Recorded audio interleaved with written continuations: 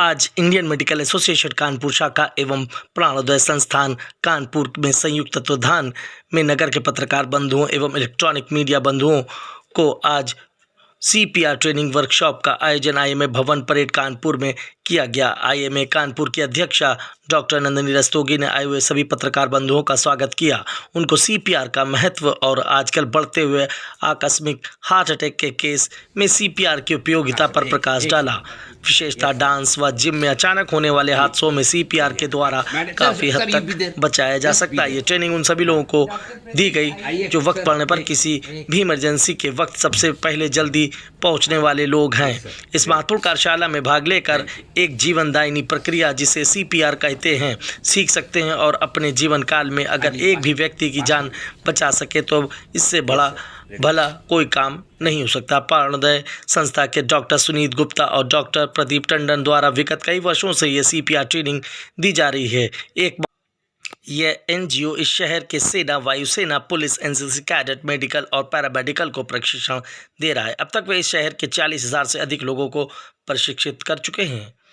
Doctor Pradeep Tandon सचिव एवं प्रशिक्षक हैं। वे प्लास्टिक सर्जन और कनिष्क अस्पताल के निदेशक भी हैं। आज की सीपीआर ट्रेनिंग वर्कशॉप में भारी संख्या में कानपुर नगर के पत्रकार मीडिया बंधुओं ने भाग लिया। अंत में आईएमए कानपुर के सचिव डॉक्टर कुणाल साय ने आए हुए सभी पत्रकार बंधुओं का धन्यवाद प्रेषित किया। आइए देखिए खास रिपोर्ट कानपुर। दिमाग एक ऐसी चीज है, अगर 3 मिनट तक ऑक्सीजन उसको नहीं मिली तो डैमेज शुरू हो जाएगा, वो डैमेज परमानेंट होगा। और यही 6-7 मिनट तक अगर ऑक्सीजन नहीं मिली तो वो व्यक्ति की मृत्यु हो गई। अब 3 मिनट से लेकर 6-7 मिनट के बीच में अगर किसी तरीके भी आपने उसको रिवाइव कर लिया तो व्यक्ति ठीक है, जीवित तो रहेगा, लेकिन वो सामाजिक रूप से मृत होगा।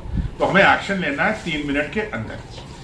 तो और मेन हमें जो एम है वो ऑक्सीजन दिमाग तक पहुंचानी है। नॉर्मली क्या होता है कि वातावरण से आप नाक मुंह से सांस लेते हो, हवा जो है फेफड़ों तक जाती है, फेफड़ों में पतली झिल्ली होती है, जो ऑक्सीजन है झिल्ली क्रॉस करके ब्लड में चली जाती है और ब्लड का कार्बन डाइऑक्साइड झिल्ली क्रॉस करके फेफड़ों में आ जाती है, सब निकाल देते हैं। अब वो जो ऑक्सीजन जो है वो जो खून में पहुंच गई है तो दिल जो धड़क रहा है वो एक पंप की तरह है, वो खून का दौरान पैदा करता है और वो ऑक्सीजन खून के दौरान कारण दिमाग तक पहुंच जाती है। अब अचानक अगर दिल काम करना बंद कर दिया तो हम ऐसा कुछ करते हैं कि ऑक्सीजन दिमाग तक पहुंच जाए, उसको हम लोग सीपीआर बोलते हैं। तो 2-3 चीज हैं। एक तो आपको ये चेक करना है कि व्यक्ति होश में है कि नहीं। कभी भी कोई इमरजेंसी होती है, सबसे पहला नियम ये होता है कि आप अकेले कुछ नहीं कर सकते।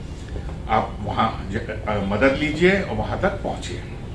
वहाँ पहुँच कर देखिए कि एरिया सेफ है कि नहीं। सेफ है ये मतलब कि अगर बिजली से चिपका हुआ है तो मेन स्विच ऑफ करिए और फिर उसको एरिया सेव करके इंश्योर करके फिर आप उसको पीठ के बल लिटा करके सबसे पहली चीज आप चेक करेंगे कि उसका रिस्पांस व्यक्ति होश में है कि नहीं है।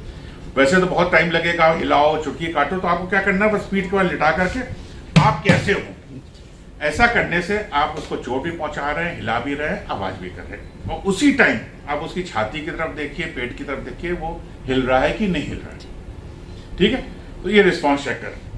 और ये सबसे इंपॉर्टेंट स्टेप है क्योंकि इसी के देखते हुए आपको आगे की प्रतिक्रिया करनी है।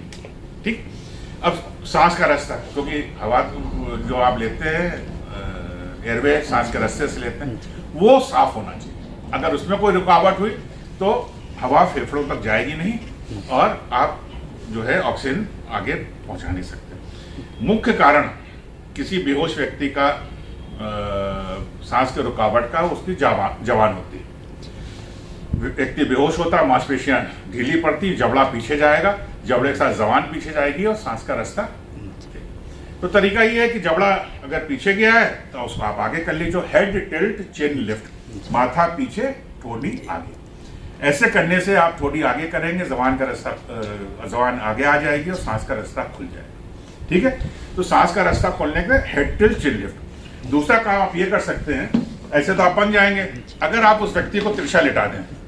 तिरछा लिटाने से क्या होगा कि ग्रेविटी के कारण जबड़ा आगे आ जाएगा, जबान आगे आ जाएगी और सांस का रास्ता खुल जाएगा और जो भी खून बलगम होगा साइड से, तो आप तिरछा लिटा करके व्यक्ति को ट्रांसपोर्ट कर सकते हैं।